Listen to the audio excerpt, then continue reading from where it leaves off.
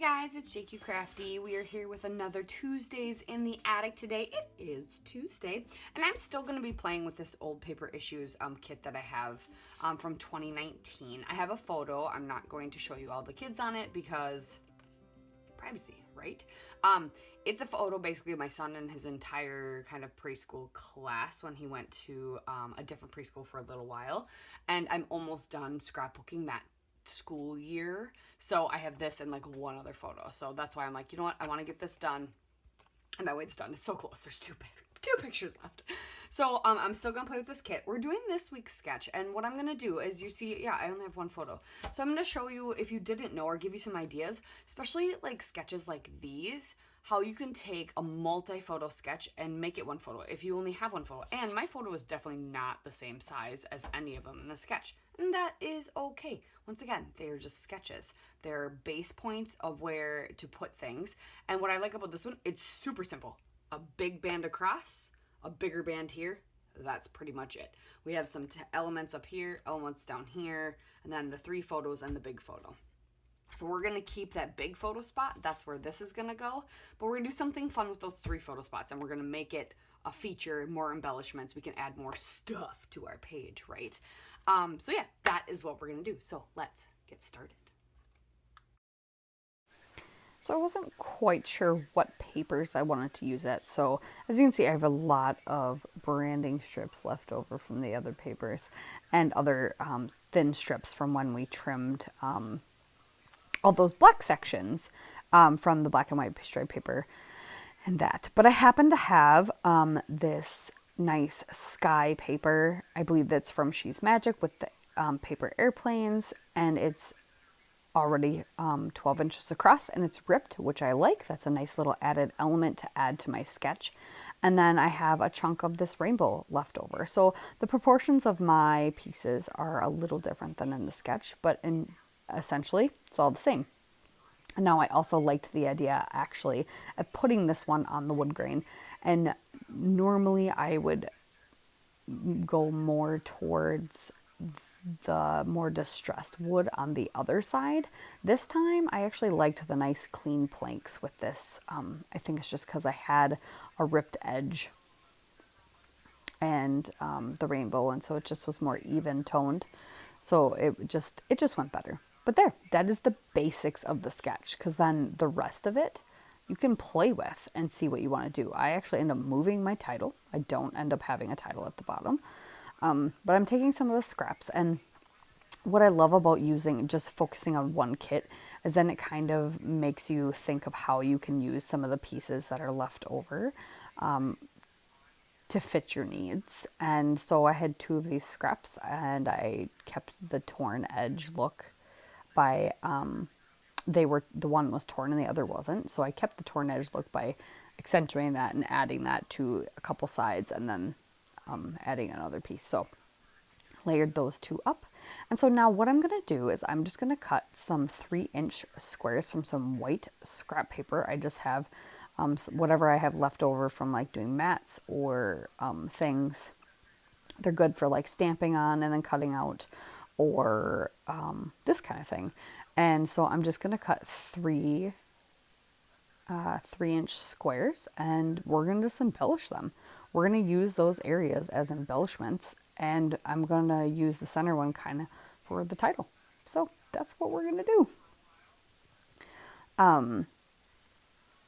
And I didn't really know what I wanted to do, but I saw I had all these branding strips, and I thought, really need to use some of these up. There's a lot of stuff. And so I'm just starting to use one of them and cutting strips off and doing top and bottom of one square. And then the other square, I'm putting 3 strips of that green watercolor paper. I believe that was the Ulta New Pink Fresh collaboration. Putting that on, or it might just be Pink Fresh. I can't remember, but I thought it was the Ulta New Pink Fresh collab. Putting those on the center one, and then picking a different one and putting them, I will put them on the top one. And then I really like these snails, and this picture they're outside at a park, so I thought snails were appropriate. So I am going to cut 2 sections of this snail border and kind of mat it with that other darker black patterned strip that I have. That was all from like a cut apart sheet. That Jen had filled paper cut apart sheet from last week, if you remembered. And if you didn't, you should go back and look. So these were all scraps. Everything was a scrap. The only thing I didn't use that wasn't a scrap was the background. That's it. Everything else is from the scrap bin. So then I decided then to also add some black in because to this center square, because I added a little black border around those little snails on the other one. I'm going to do that, and then we're going to start playing. I do cut up from that Bella wood paper that I had, that shimmery one. There's this fun shimmery branding strip. I just been holding on to it because I figured it'd be fun. So I did cut it down thinking I would use that, but later I'll replace those actually with some actual labels instead, which is fine. I end up using them. I'll end up using them for another later, I'm sure. So there you have it. So now we can get out the embellishments. So I have the ephemera pack that came in this kit. I think it's the She's Magic ephemera pack. I can't remember. Maybe not. I don't think so. No, I think it's Dear Lizzie. I can't remember anymore. But I'm going to start trying to figure out things I want to layer up. And I'm like, oh, this tag would be good. And then I grab a couple other ephemera pieces to layer up on the two other squares. And then I will cut out those cut apart labels from Pretty Little Studio and replace those shiny strips with some of those labels. But I found that little circle element that says, let's go on an adventure, or let's explore, or go explore. I can't see it on this tiny screen. And then the little books with a camera, because I figured it's preschool, that works. Yep, and look, the labels are magically replaced. They're magically replaced the strips of branding strip.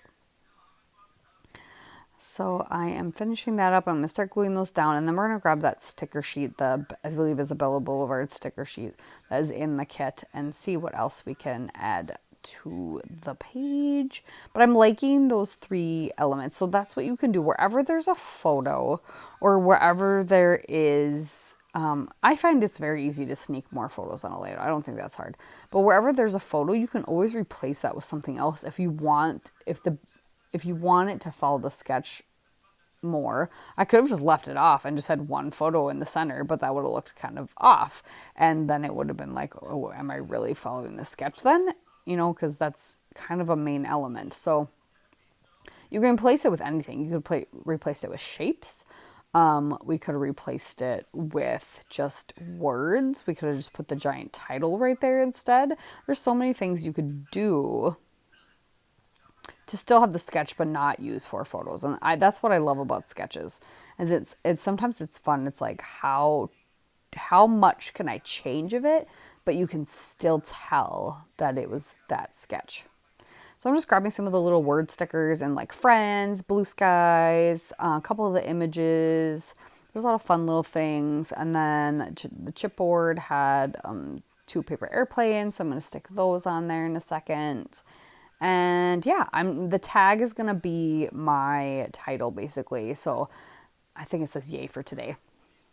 And I'm just going to document journal on the bottom. So here's a couple close-ups. Thanks you guys for watching. We'll see you next week. Bye.